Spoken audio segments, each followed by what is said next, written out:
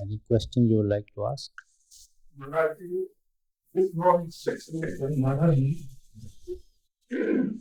was a commentary on the well-known line of Tulsi Syah, Dil ka hujra saaf kar jana चाहिए.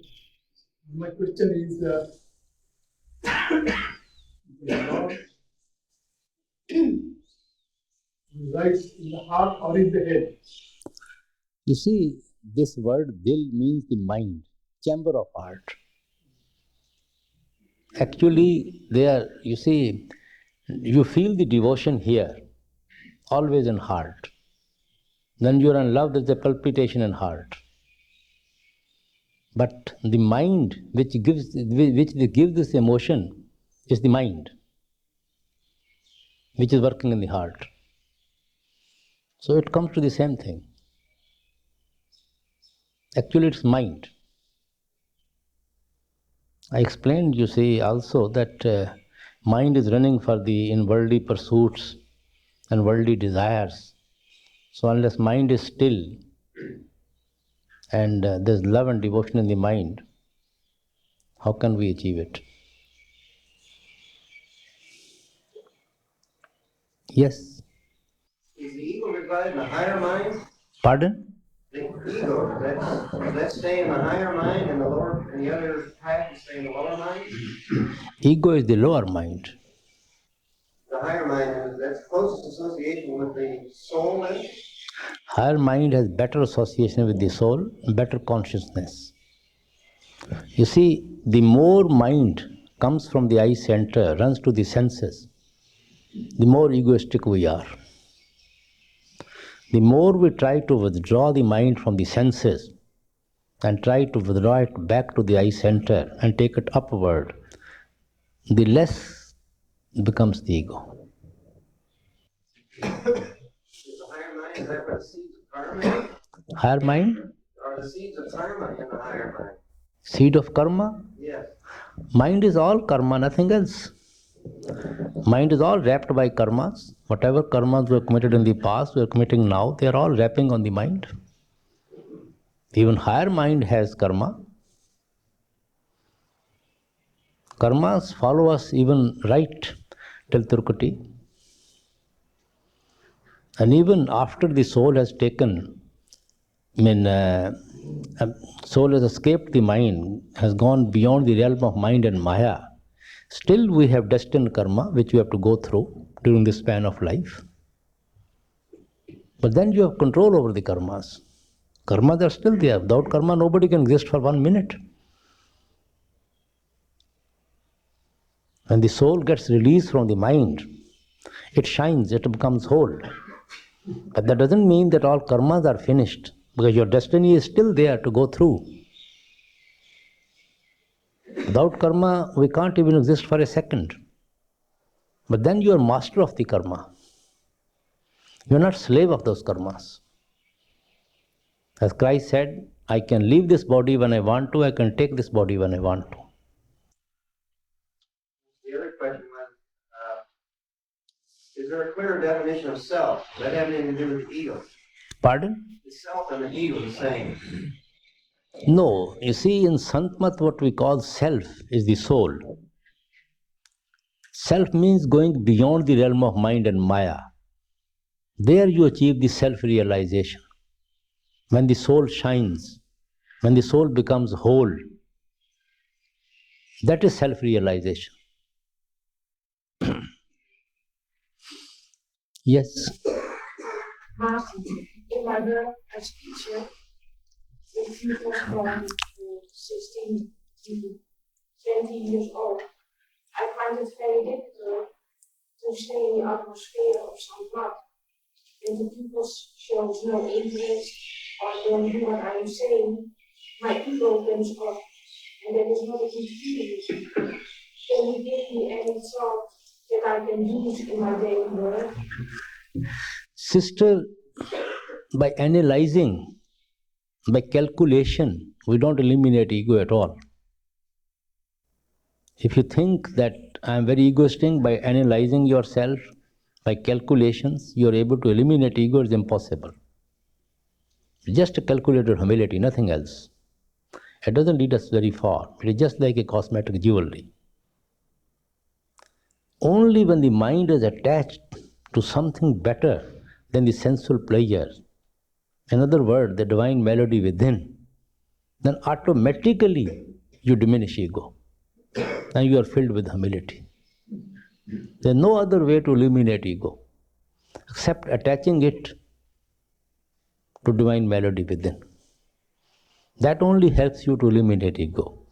The more we eliminate ego, the more we are filled with humility and meekness. That calculation doesn't lead us anywhere. So instead of analyzing, it's better to attach yourself to the Shabad and Naam within. Yes? Could I read you a sentence from Science of the Soul and ask you to explain it, Master? Your spiritual progress will be helpful to your deceased mother. Can you tell me if that's just a Your spiritual progress will be helpful. to your deceased mother? I have said so many times, you see, we go where our attachments are.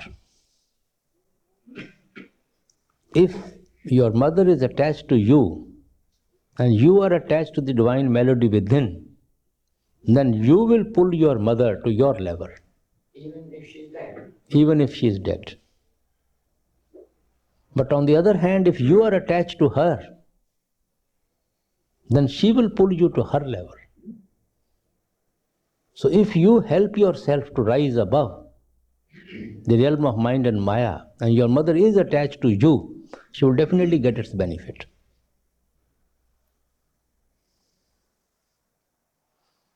Yes? Would you explain or comment a little bit about, we have read in Dr. Johnson's book, where a man is a microcosm. In other words, he has a miniature duplication of the larger outside within. Now, if we follow that line of reasoning, you will cut our silver cord when it is time for us to die. Until that time, we have had actually no out-of-body experience. Everything is within. Is that correct? You see the TV. So many pictures come, plays come, sound come, voice come. Does it come from TV or somewhere else? Does it come from within or somewhere outside? From where does it come? Well, it would come within, but we hear a lot of comment about this man or that man has had an out-of-body experience, or people who have died. It's a higher consciousness. It's the higher consciousness. The same TV, if it's not properly tuned, you get nothing out of it. So we have to properly tune ourselves. Then everything is within you.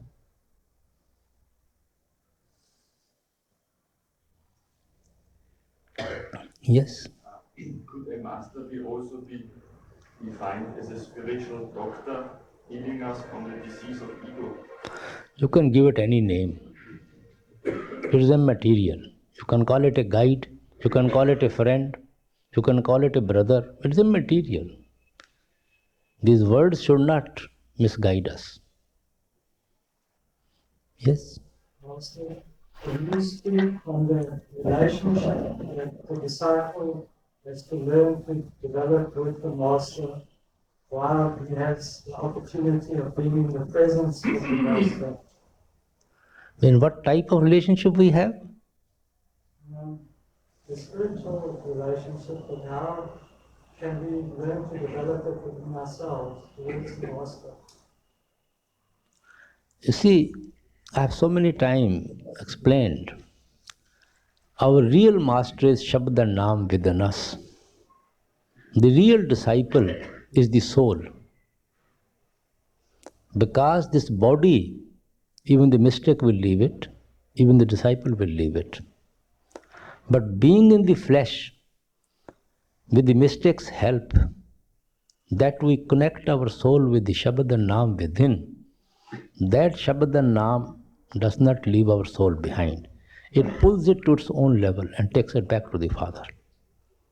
So ultimately, our Guru is Shabad and Naam, and disciple is soul. And that is the relationship of love. Relationship of love. It's not a relationship of any caste or creed or religion.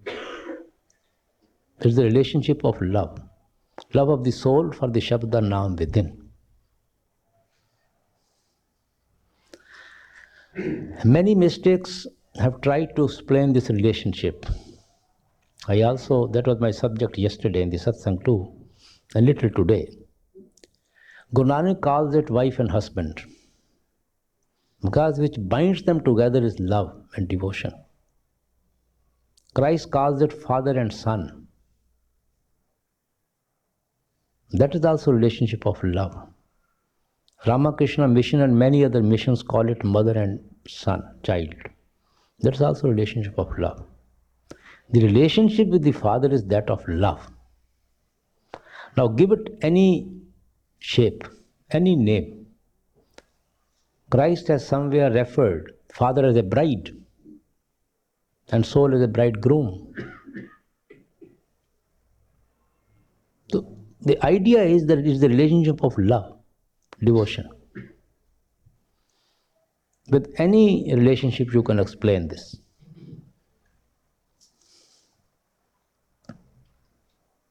Yes. So then,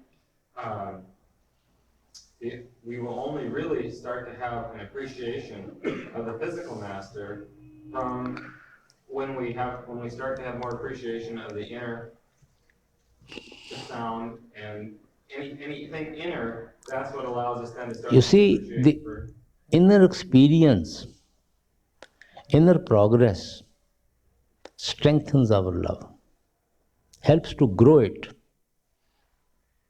to the extent of becoming one with the Father.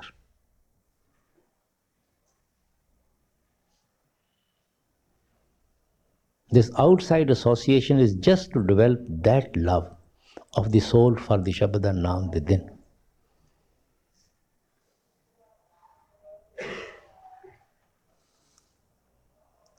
Yes? Is it possible then, Master, to have true faith without an inner experience? About? Have true faith without an experience within? Well, intellectual faith sometimes we do build. And besides the intellectual faith, by His grace, sometimes we have inner conviction also, without experience. There's something within us which convinces us, and we cannot reason it out. But real conviction is always by experience. But even besides that, we definitely get conviction.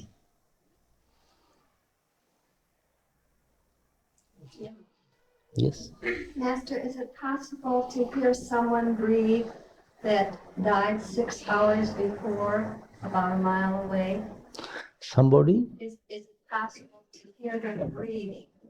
Breathing? Yeah, even though they're about a mile away and they died about 6 hours before.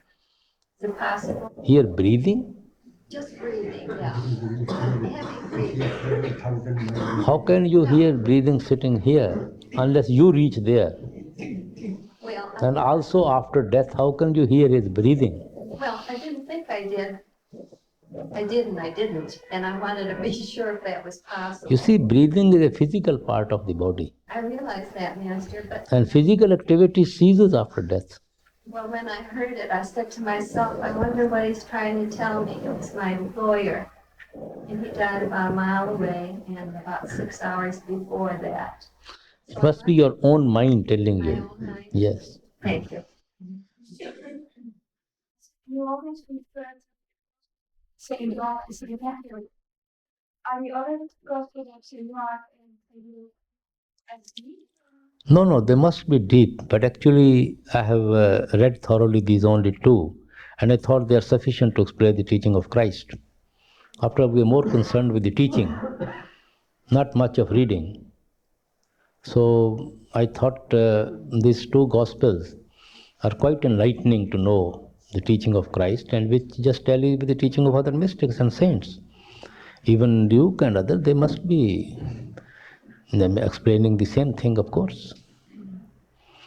They are all speaking the same thing, but they have their own way of saying. Yes. The growing up and having different older men as, like father, grandfather, uncles, this kind of thing, where there was kind of a deep feeling of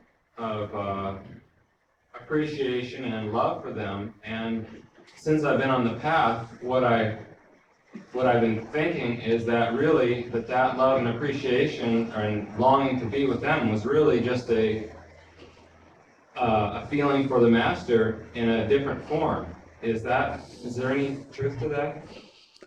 In that deed? Well, you know what our relationship should be with our elders, with our relations, with our parents. We have taken certain obligations. We have certain duties, and we must discharge them faithfully and diligently. But all the same, there is a karmic relationship. As Christ said, there is no father.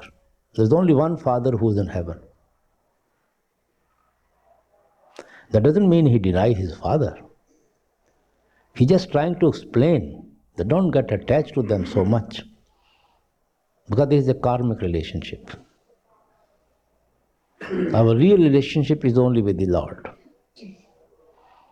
In every time we take birth, we have mother, father, sister, brothers.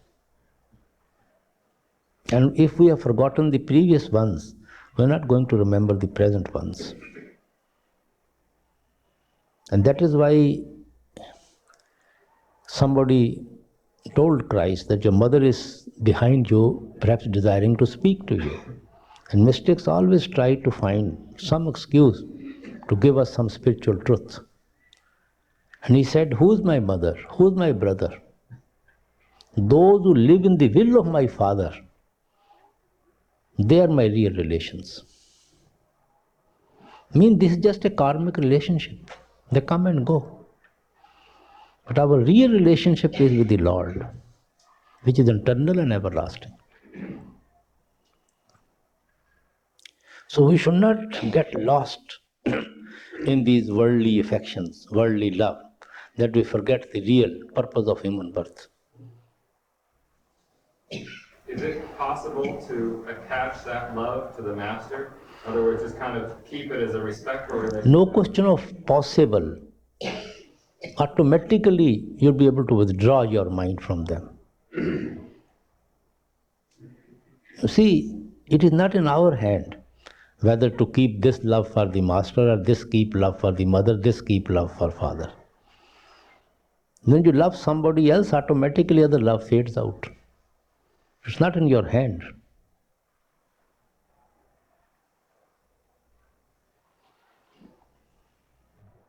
You see, we have to discharge our responsibilities, our duties, our obligations, but not lost so much in them that we forget the real purpose of human birth. That is the only point, nothing else. Christ said, if you love your father and mother more than me, you are not worthy of me. Mean, if you are attached to them so much, then how can you become me, part of me? And unless you become part of me, how can you become part of the Father?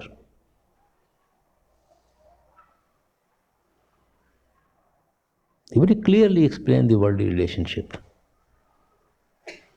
He says, householders are your enemies. He has used such a strong term in the New Testament. Householders are your enemies. They so much involve you in their own affection and love that they make you forget the real purpose of your human birth. And Swamiji calls them thug. They so much get into love You see, with you, you get, and they get your love and attention so much that they deprive you of this whole human birth, of this privilege, and only realize at the end what I have done. Yes? Master, how can a disciple distinguish between a true inner experience and a trick of the mind? Pardon? How can the Bible? How can a disciple distinguish between a true inner experience and a trick of the mind? You automatically get to know within. We have certain ways and means to know it. And disciple is never deceived within. He always knows. Doing Simran help? Definitely, that is the purpose of it.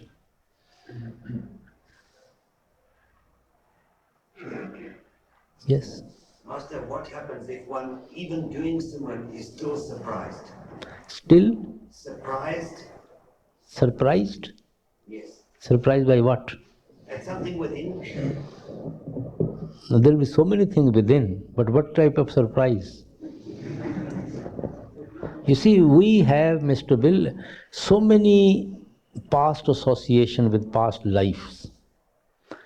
Our suppressed desires, suppressed love, frustrated loves of the previous lives. At the time of meditation, they sometimes appear before us, like as you see projected on the cinema screen. But if we keep our mind in Simran, slowly and slowly they go. They leave you. They're just coming on the surface to leave you. Yes? In certain words of Simran have more meaning to the disciple than the other. Pardon? Certain of the names have more meaning to the disciple than the other names would when he's doing Simran. Your idea is to be in the Simran and forget the whole word. Don't worry about the meaning of the words. You should be 100% in Simran. Your mind should not project anything else, but just be in the Simran. Concentration is more important.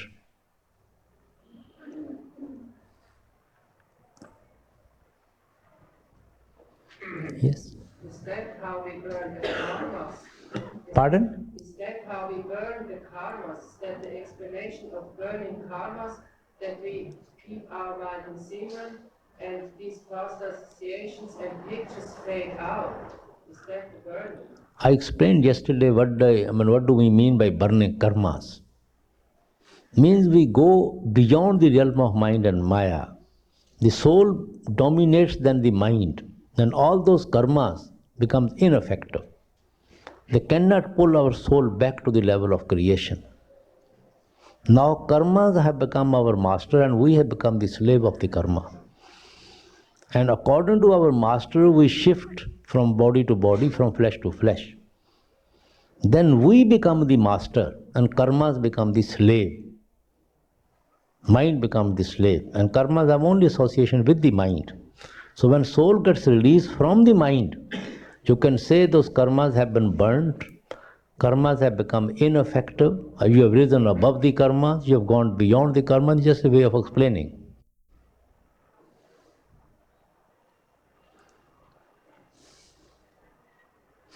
Yes? Master, great master or some other master has said Sangha is not a path for a weak character. If we anyhow don't consider us as strong character, how to develop?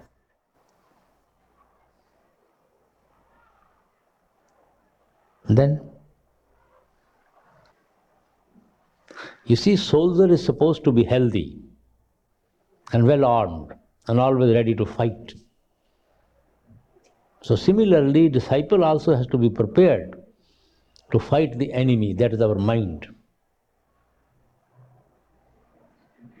So naturally he has to be strong. So every mistake says you have to be strong. Because your enemy is very powerful. So you have to meet him with greater strength.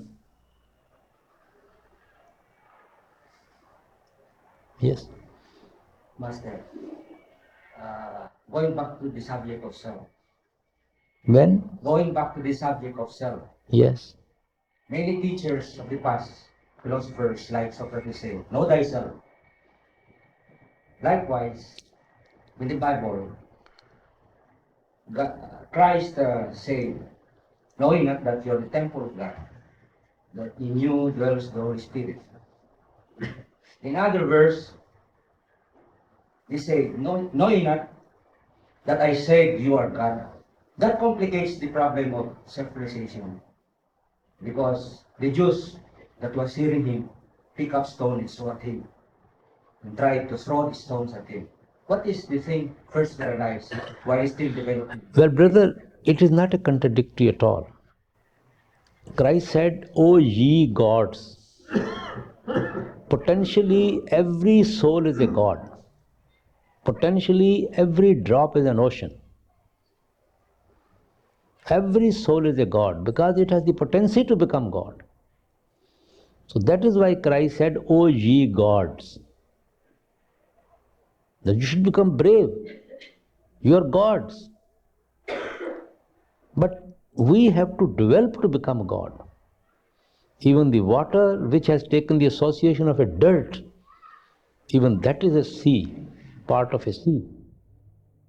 It has to evaporate and become the cloud and then go to the sea. So similarly, every soul is a part of the divine ocean. It has a potency to become God. So that is why he said, O ye gods. And self-realization is also same thing. There's no difference. When we go beyond the realm of mind and Maya, then we realize who we are. Now we are dominated by the mind. And soul is absolutely slave of the mind, crushed under the weight of the mind. Then soul becomes the owner. It dominates the mind. Then we know our reality. Now we don't know our reality. Now mind is our guide, then soul is our guide. They are all mystic way of explaining the same thing. There's no difference at all. So the theoretical truth of it is we are stating only as that the soul is God. Yes, soul is a part of God. Soul is a part of that divine ocean. Thank you, Master. Yes. Master, is there any truth in the notion that most satsangs die a very painful death, so they need not come back to the world? No. It doesn't mean that if anybody dies a painful death, he won't take another birth. People may even die a painless death and still he can take birth. People, those who just heart seizes in a second, they have no pain, but they may take birth. Meditation is nothing a rehearsal to die every day. Meditation is just a rehearsal to die every day. A thing you are so used to, then there's no problem when the real time comes.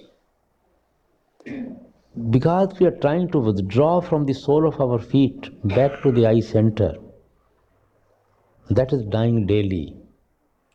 St. Paul said, I die daily. I daily withdraw my consciousness to the eye center. This is the rehearsal we do every day in the meditation. So that at the proper time, we are not confronted with this problem of withdrawing. Master, in the USA, many of the states impose capital punishment. And as a citizen, it is our duty, when called, to serve on a jury. Now, if the crime is punished as a capital punishment crime, my opponent is not being part of the trial of that finding the defendant guilty. My problem is in some states, they give the decision to the jury as whether the defendant should be executed or serve a life prison sentence. Is there any karma? Do justice according to the law. That's all. Yes. Master, I know this is a very rare time for us, and because it's getting short, it seems important to try and hold on to it.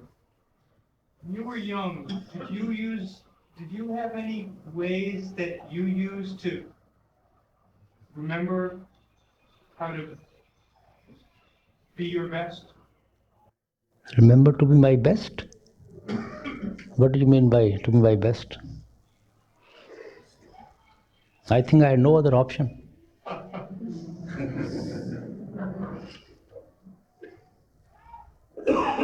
I don't know what is your concept of best. We are all struggling souls. But we had no option.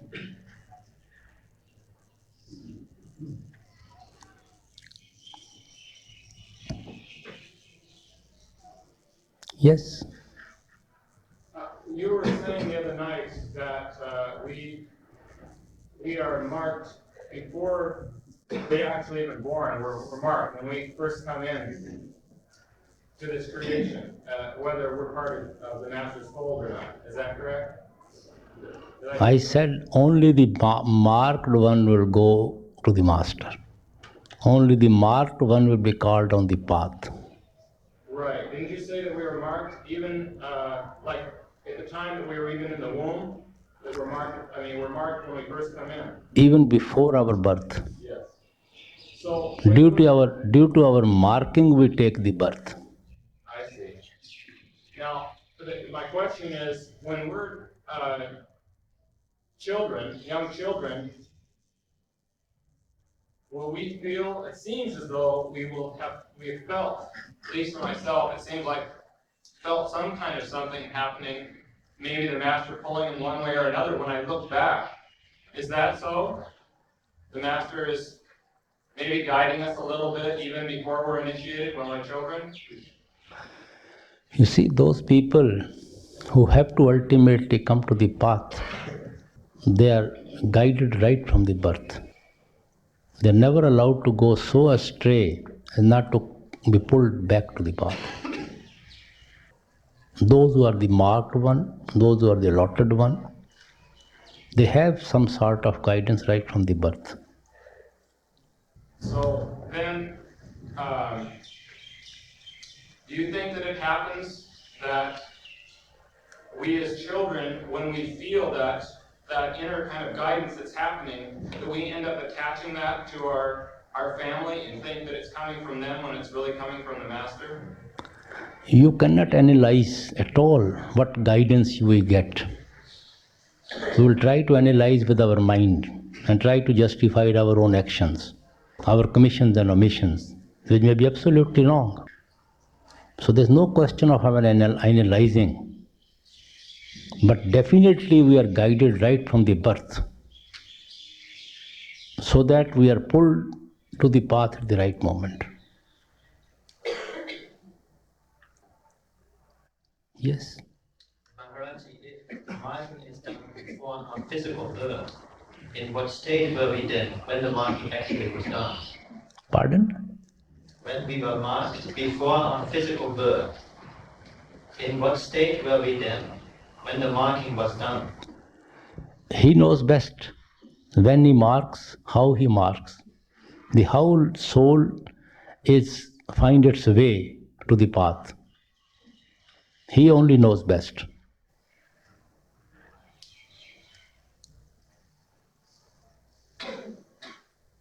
Yes. So I've asked, probably the last 4 questions that I've asked you have been questions that you have said we cannot analyze. So is it best then that I just relax all that kind of thinking that goes on, just forget all that and just... Yes, it will be better. But it is better to forget your past and make use of the present and best use of your future by attending to meditation. You see, instead of analyzing how I was guided, when I was marked, make best use of the marking and attend to meditation.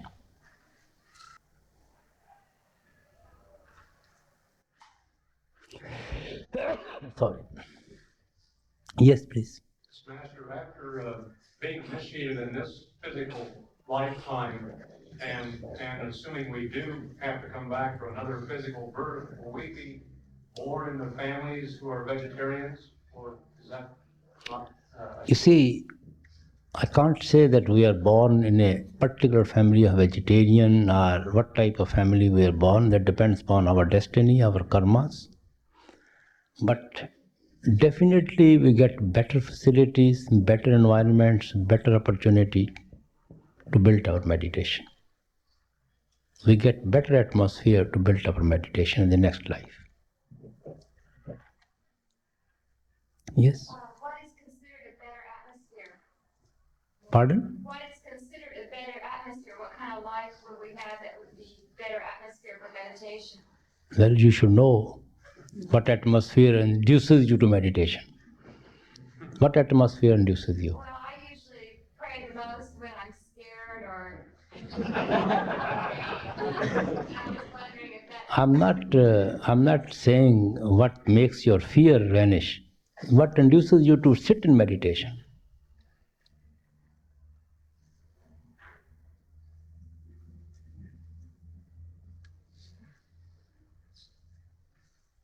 So you can analyze, don't worry.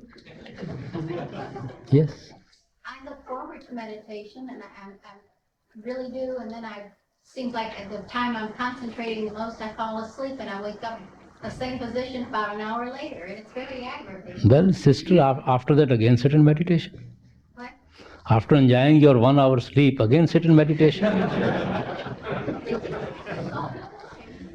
there anything you can do about it? You see, most of our problem is that we don't give the required rest to our body. Everybody needs 6 to 7 hours of sleep. We don't want to cut short our other engagements of life, our daily activities. And we are also anxious to attend to meditation. Both things can't go on. You have to arrange your program in such a way that you get 6-7 hours full sleep and then attend to your meditation. Well, I am getting a lot of rest here, and it's happening here too. Well, must be area of sleep, or probably this guest house food is too heavy for you, or too delicious for you.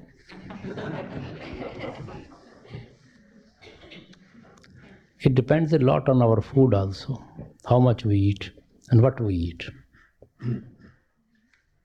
Sometimes lack of protein also induces us to sleep. Lack of protein. So everybody has to analyze one own self. Okay, what is the root cause of this sleep?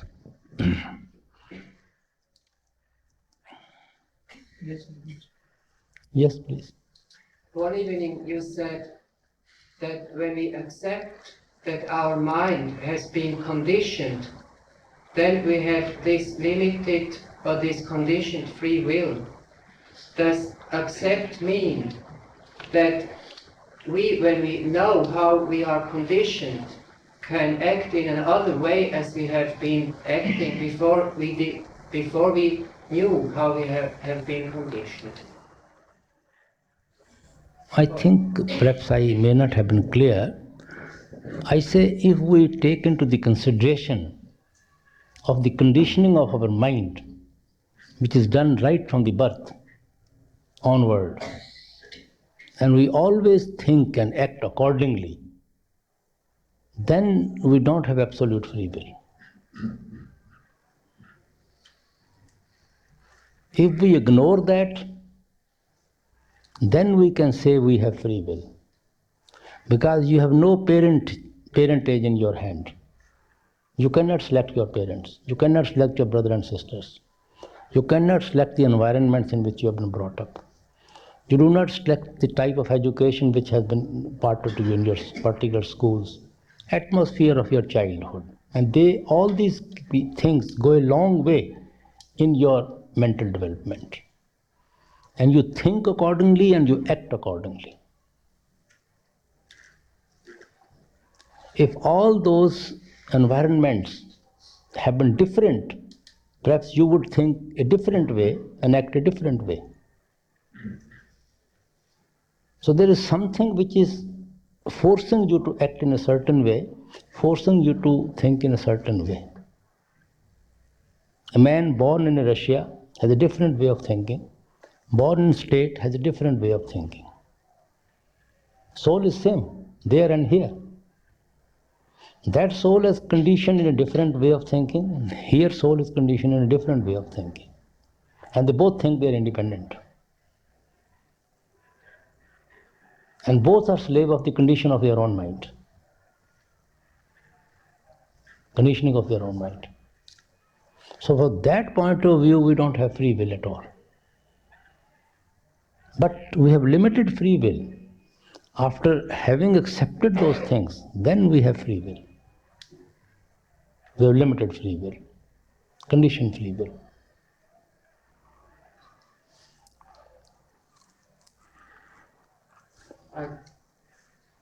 I think I didn't really understand what you mean by accepting. What do you mean by accepting? What you mean with accepting? I mean, if we take that into consideration, by accepting means if we keep that into consideration. Not accepting in that sense which you are using it. If we consider all that,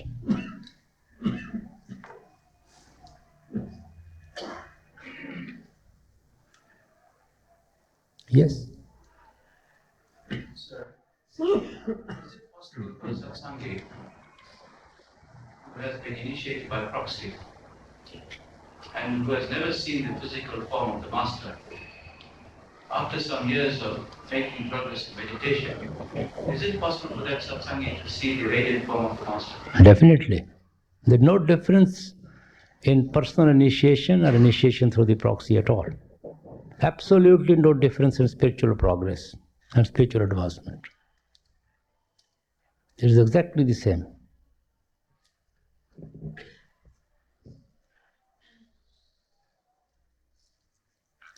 You see, satsangis don't get initiated, master initiates them. A master knows how to initiate them, whether personally or through proxy.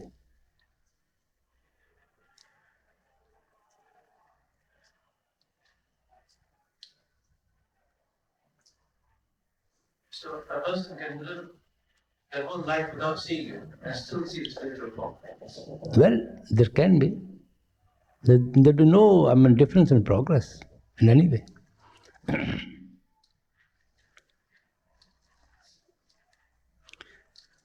Master, great master writes that from fear and awe of the master, we develop love for the master. Could you please explain that?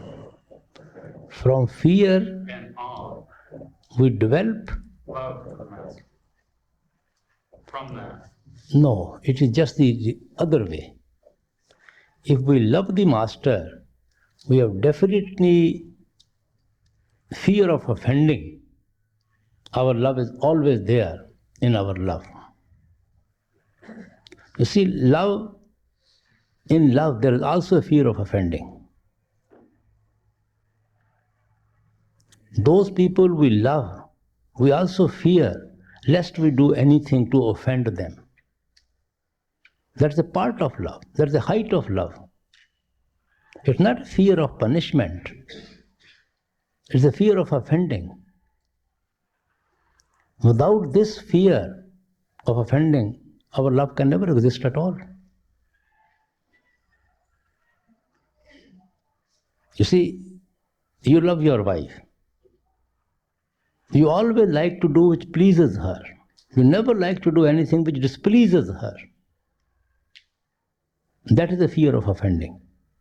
Because you love her, at no cost you would like to offend her. At no cost you do anything to hurt her. There's not a fear, she's not going to punish you. But you love her so much that you don't want to give her any reason or a cause, even in a dream, to offend her, to hurt her. That is the height of love, part of love. Actually, the word fear doesn't rightly explain, because there's no other word in the English dictionary we have tried to find.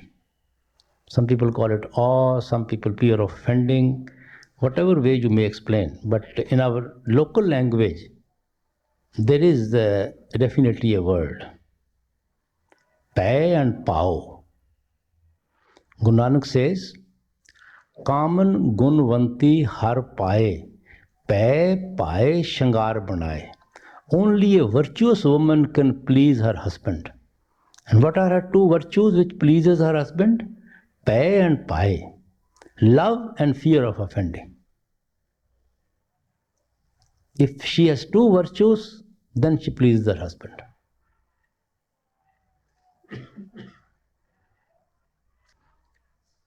This is a part of love.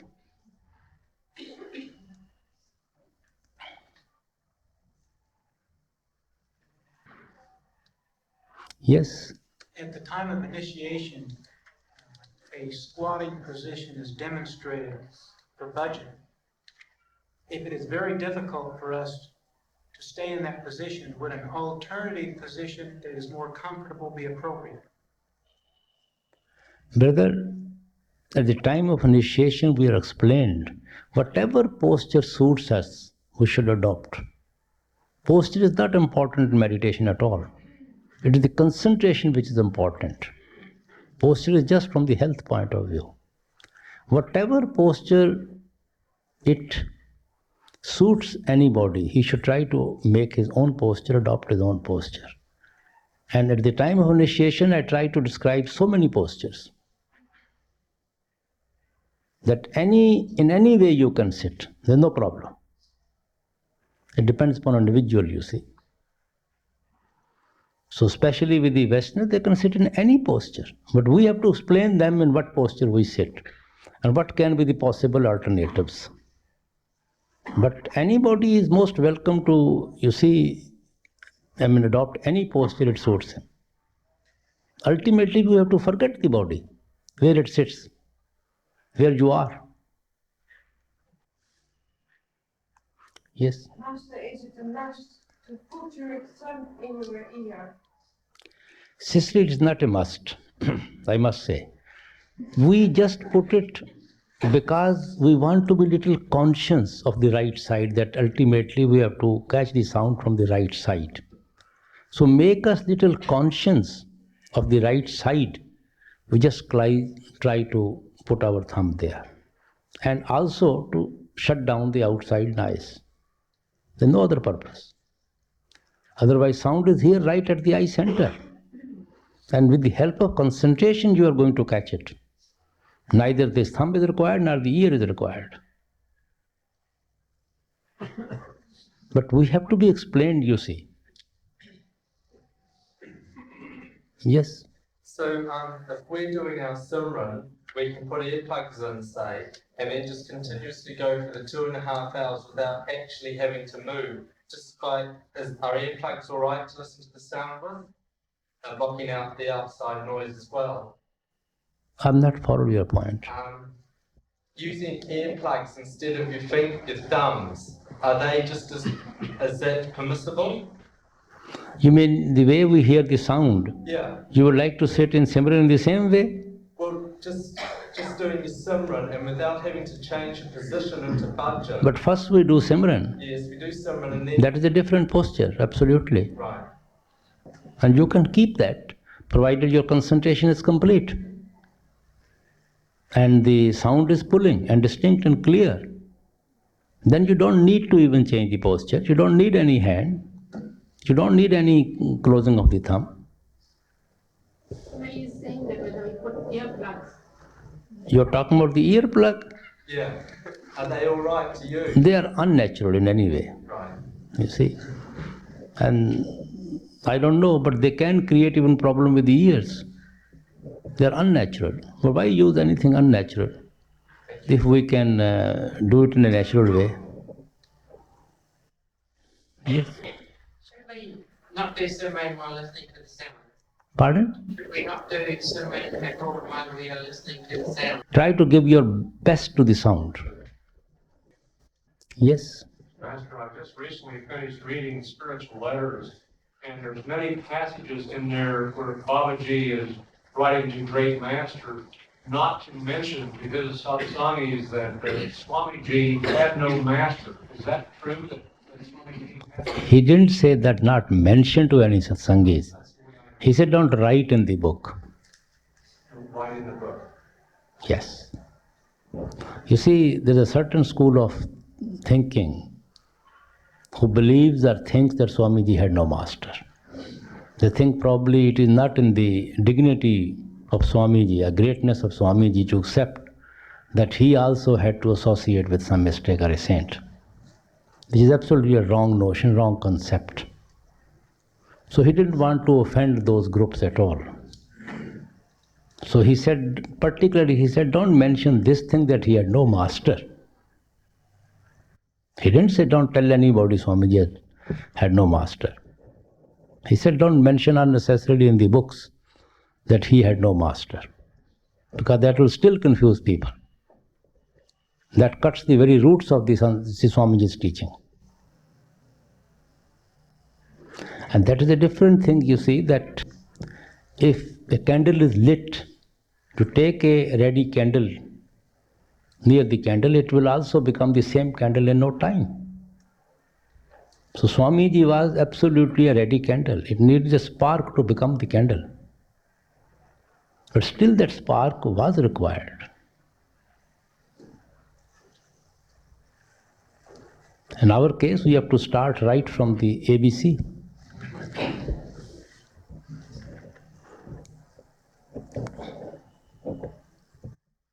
Yes. Please, Maharaji. In that book, The Spiritual Jet, the letter of Maharaj Babaji to the Great Master, there's a phrase that he spent several lives within, I think at Trikuti, or he said that the soul may spend several lives there. Does that mean several successive human births? Just read the end, and whatever you can get out of it, that is the best. Don't analyze too much, because he knows what he is writing to another master in the making. Doesn't really affect us. He would understand. You see, Great Master never made these letters public during his lifetime except 11 letters. And that also a gist of them. That also was on the insistence of Dr. Johnson. He was so anxious to read them, to translate them, to know them. And the Great Master allowed it. Otherwise, he just kept it as absolutely a personal treasure. He never shared them with anybody at all, because naturally they are meant for him and from Babaji to him, and he knows what they mean to him. We can take best use of them. This was only, you see, when Louis insisted to know the other letters of Babaji also, and Professor Jamohan Lal translated them. And we just took few gist to publish them in the book for the other Satsangis' advantage. And now I have printed them in original in the local languages. But many things which you people will not understand, so there is no sense in translating the whole of it. Mostly it's concerned with the buildings and constructions and the colonies and all that, you see.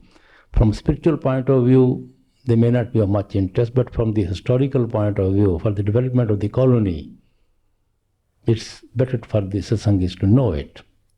So we have printed them into the, and so many other letters which Great Master had from other people. So we have, whatever I could lay hand, I have printed it. I have shared with everybody.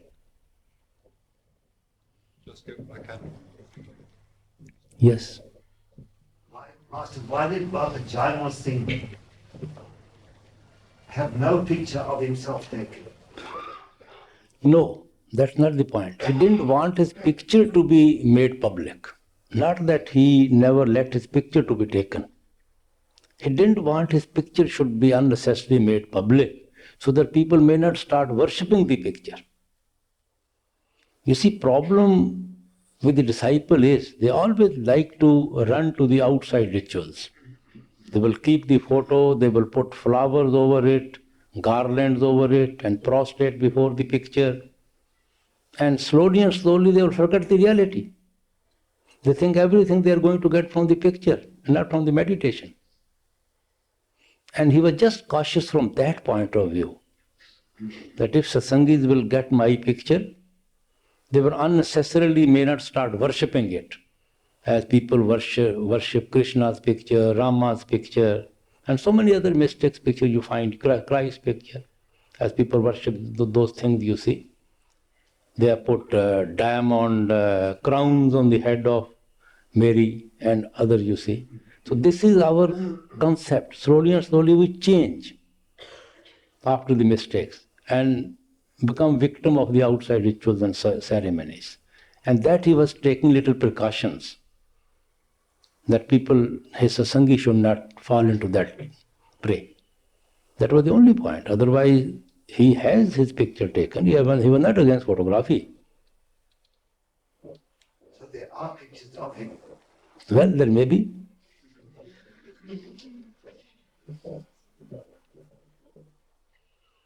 I remember about an incident, you see. There was one American, probably lady sculptor, came to Dera. And Professor Saab's father suggested to the great master that she's a very good artist, very good sculptor. Let us make one your sculpture and put it in the satsanga front. And Maharaji generally never refused him for anything. He had great love and regard, you see, for few of his disciples especially, and he was one of them. So Maharaji gave sitting one day. Second day he refused to go there. He said, Asa, I've thought about it. People will start worshipping my statue and they will forget my teaching right under my nose.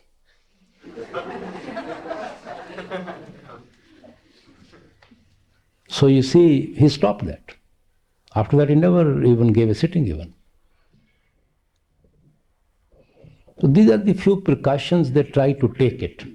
But in spite of all that, today we are worshipping his bed, worshipping his furniture, worshipping his house, try to drink water from that well, try to go his house as if something is going to come out of it.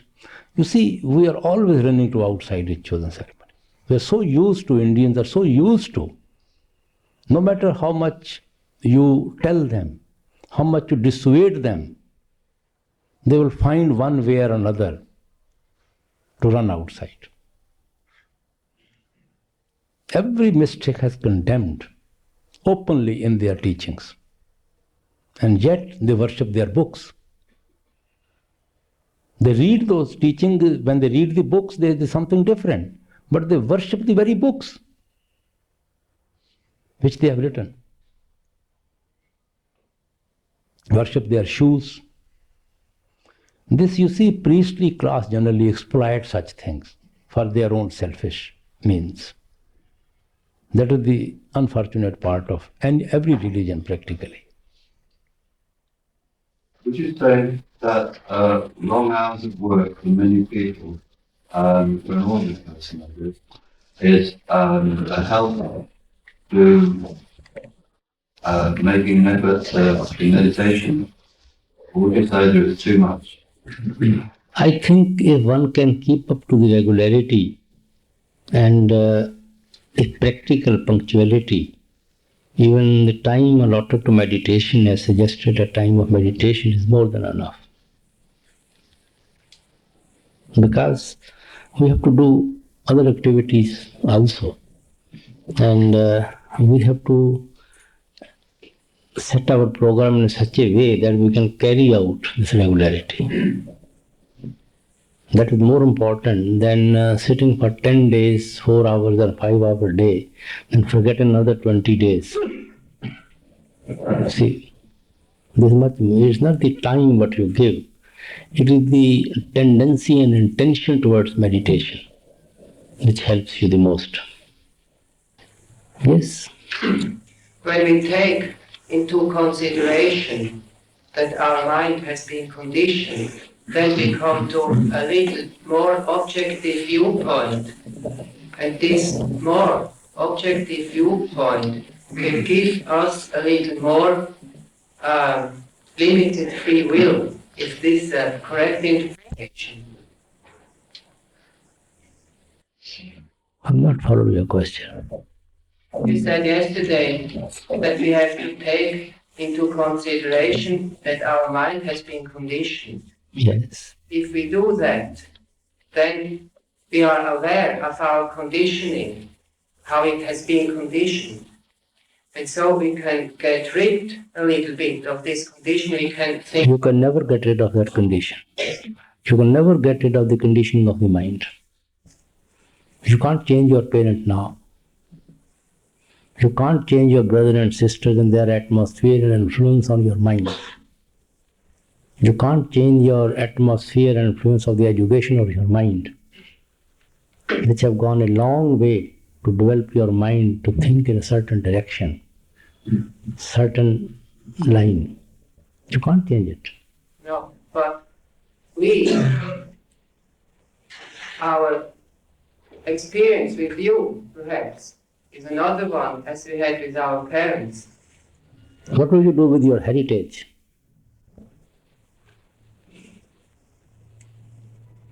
The characteristics which we have inherited from our parents. How will we meet that problem? I don't think we can change all, but we can change our attitude. I don't think one can change. Not to a great extent. Yes. To some extent you may. Yes, to some extent. Some extent we do. But the inherent things, that we can't. And this little some extent, that will give us a little more free will. That is, yes, a little more free will, that's right. Better mind, higher mind definitely gives you little more freedom. I hope in a better direction.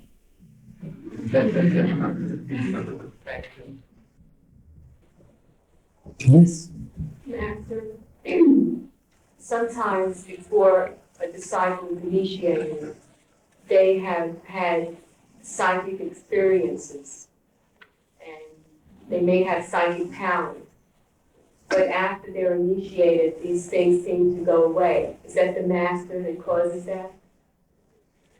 What difference it makes? Who causes it? Why do they go away? Why does it disappear? Psychic, because we have no control on the psychic experiences. So they go away. We have no control over them.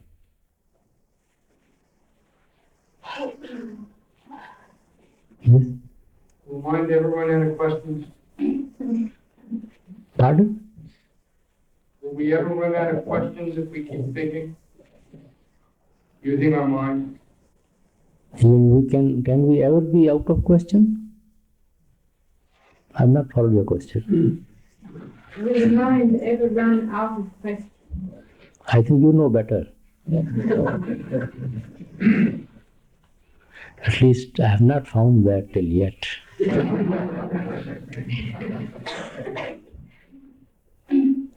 Yes? But would you talk a little bit on how a disciple can develop loyalty or show loyalty to the master? How to develop?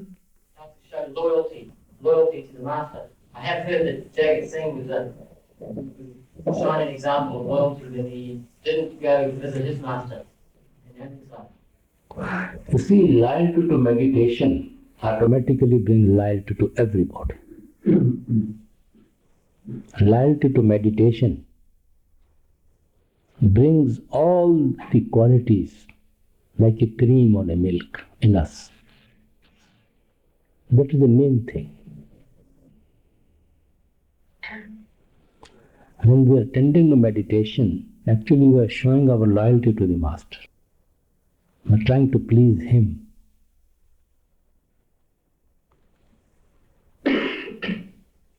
Yes? Maharaji, is it preferable to keep the speed of Simran as you showed this morning? No. You should never be conscious about the pronunciation, about the speed. Just in your normal way. But you should be 100% in the repetition. Your mind should be absolutely in the repetition. It shouldn't run out at all. That is more important. then your pronunciation, and then your speech. It's immaterial.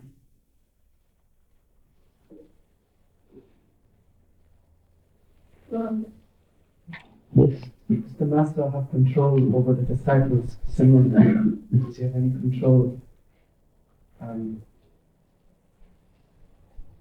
You mean we have no control over the Simran? Does the Master have control over the disciples similarly? Like, You mean the disciple should not do himself anything?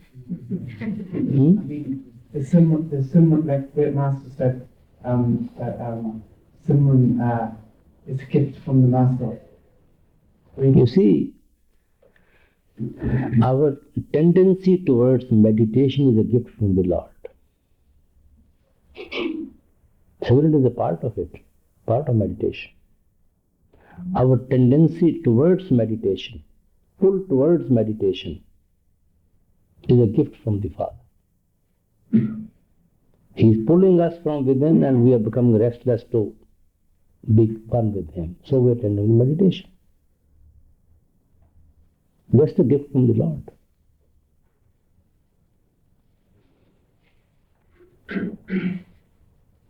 Yes. While doing Simran, should we develop a certain attitude, or is all we need concentration? What for do we do? You see, what for we do Simran? Just for concentration. The object of Simran is just to withdraw your attention to the eye center. There is no other object. That is the purpose of Simran. So the only thing we have to bother about is concentration. Pardon? The only thing, Yes. the only effort is Yes. The only thing is to withdraw your consciousness to the eye center. Then to hold it there. And then when it is attached to the Shabad, it automatically pulls you upward.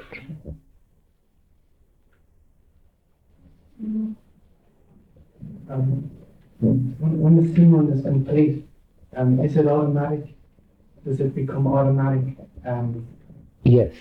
At certain stage it becomes automatic. Is that essential? Is it essential that it has to be automatic? It's not a question of essential, it automatically becomes automatic. Automatically it becomes automatic. Your intention is always towards that side then. How can we develop it intensely? By attending to it. Constantly. By attending to it, that's all. Yes. The Master is God and God is on earth, then who is in heaven? I think you better try to go there. Huh? It's a good opportunity to occupy the throne.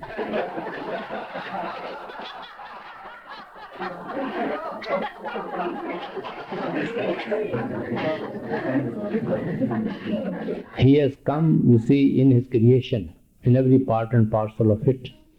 So since he is in the creation, as you say, he won't be there, so it's a better opportunity for you.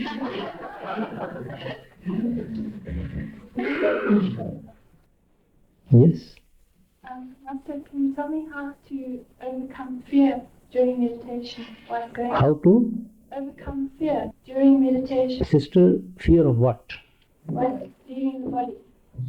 Well, to some extent, fear of unknown is always there in meditation. Sometimes it does happen. And especially when we are not prepared what we are going to be confronted with, we are little conscious what I may be confronted with. So unconsciously we develop some sort of fear. But if you do it with intensity, with love and devotion, to be with the Master within, so that pull is so much to be with the Master within, that such fears automatically vanishes. Because it is a fear of unknown. And when we know that we are going to meet our Master within, so also that, you see, love is there, anxiety is there to be with our Master. Our love is pulling us towards Him. So these little fears automatically vanish.